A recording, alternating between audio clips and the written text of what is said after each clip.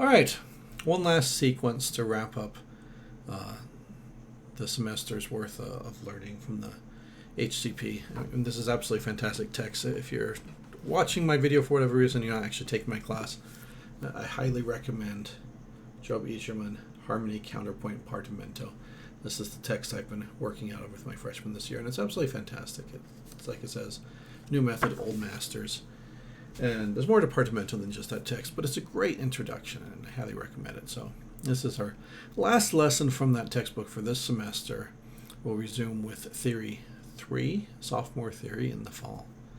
We'll have a little bit of a French take on harmony next week before we wrap up the semester. But I hope you've enjoyed the Partimento text as much as I do. It really gets us thinking musically and creating music and understanding music in a way that other methods, I think, don't. Anyway, our last sequence of the semester is the Folia. And of course, we did the Folia in 3 voices. You guys all enjoyed that. You heard the Pirates of the Caribbean theme over the top of it, probably. But in 4 voices, it's going to be a really easy thing to flesh out. We're going to look at the sequence. We're going to look at the bass pattern, see how we might also remember it. And we're going to compare it to a related sequence, the Leaping Romanesco, as well. So let's go to the whiteboard. So the Folia, our basic version of it that we learned last semester earlier this semester. Gets coronavirus. It feels like it's been forever, but it's only been just a couple of months since right before spring break and all this madness hit. Feels like a lifetime ago. But we had this lovely thing, usually in D minor, so I'll work in D minor today. But we have this do, sol, do, te, me, which sounds like a, if this is in D minor, do, sol, do, this sounds like a la, sol, do in F major. And we could just keep that going for a while and turn the F into a la or lay, sol, do in A minor. So let's look at this. D minor, this is do, sol, do, which becomes an F major, la, sol, do, which becomes an A minor. Be consistent about using lowercase for minor here. A minor becomes lay, sol, do, and of course I could keep this going all day. D up a third is F, F up a third is A up a third. Let's go to C and call this la, sol, do, and C major would be A, G, C. And there's my bass, just taking me up there as I go through these different keys. And because we're going through these keys, we're going to call this a modulating folia. It's a very common thing. Normal folia only goes up to the F major and then turns around and comes back down to the D minor. But the modulating folia, we can keep going, and we can go through as many keys as we want to, as long as we want to keep going up thirds like that.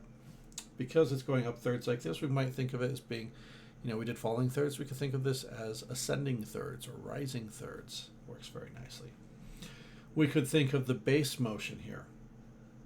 It's an ascending fourth, descending step. Ascending fourth, so fourth up, step down. There's another way that we could think of this.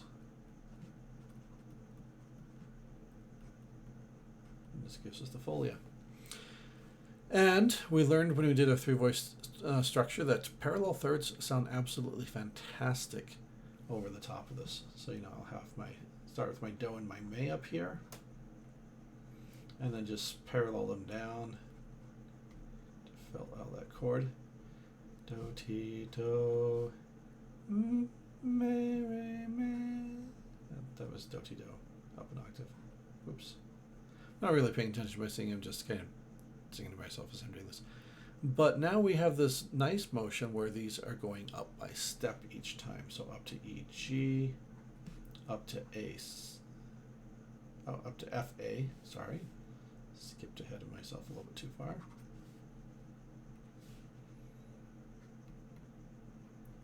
F, A, steps up to E, Now notice, because we're thinking in the key of A minor right now, we're going to go ahead and make that a G sharp, resolving up to A C. The modulating folia is one of the places where we can get away with this augmented second that appears as a result. It's an inner voice, nobody really cares, and we're really interested in hearing that T-do, T-do, T-do motion, and so it works, and then going out, of course, here, T-do there as well, and up there. And look at these lovely parallel thirds here. Parallel third down, and then going up. So this is a line that we can really set to great effect to write an ascending line in a piece of music. If you look at the Lacrimosa from Mozart's Requiem, that's a great example of this. And then I just need to fill in a voice, fill in the harmony. I've gotten, octave, I got third. These are all 5/3 chords, by the way. The folia, like many dance schematas, are all nice stable places. I guess when you're dancing, you want to put your feet down on stable points. So all nice 5/3 chords here. And then I'm just going to fill in my harmony. I've got my third, I've got my octave, I need a fifth. I'll just stay on that, double the bass there. I've got my third, I've got my octave, I need my fifth. C, E, G, I would prefer to double the bass.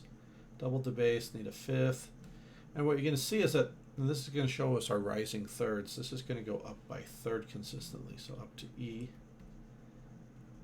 and then up to G. And you can see this voice rising thirds here as the start of the sol do, sol do, sol do, sol do.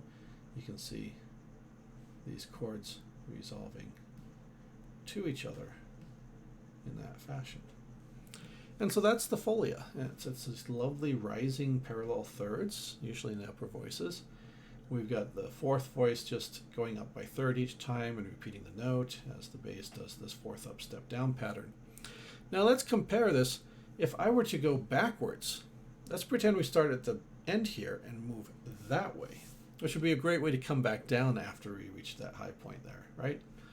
So look at this.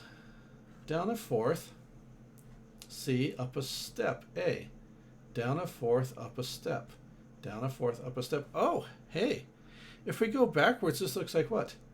Do, sol, la, mi, fa, do. It's a Romanesca.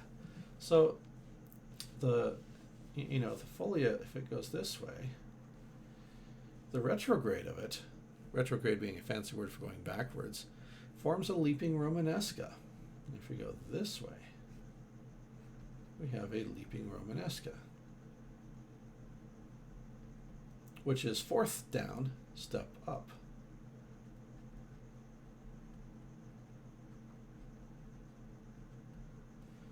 CG down a fourth, up a step, down a fourth, up a step. And of course, a great way of harmonizing that Romanesca is with those descending parallel thirds, like in Pachelbel's canon, absolutely famous. And there's the repeated bass that goes down a third and repeats, and down a third and repeats. And we're very used to that happening in the Romanesca. And so a great way of writing an ascending and descending piece of music. Start with a folia to go up, and respond with the Romanesca to bring you right back down to where you started. And of course, what that means then is that just as if I extend a folia long enough, I'm going to naturally modulate. If I keep extending a Romanesca, I can use that to modulate, and we can talk about a modulating Romanesca. So the folia and the Romanesca, ascending thirds, rising thirds, falling thirds, respectively. Just remember those parallel thirds in the upper voices. Remember to just add that fourth voice to flesh in the harmony, and it's just repeating notes and going up by third or down by third each time. And it's a pair of wonderful, wonderful dance-related schematas, the folia and the Romanesca. So, as I said, a little bit of French harmony next week to wrap up our semester. We're almost there.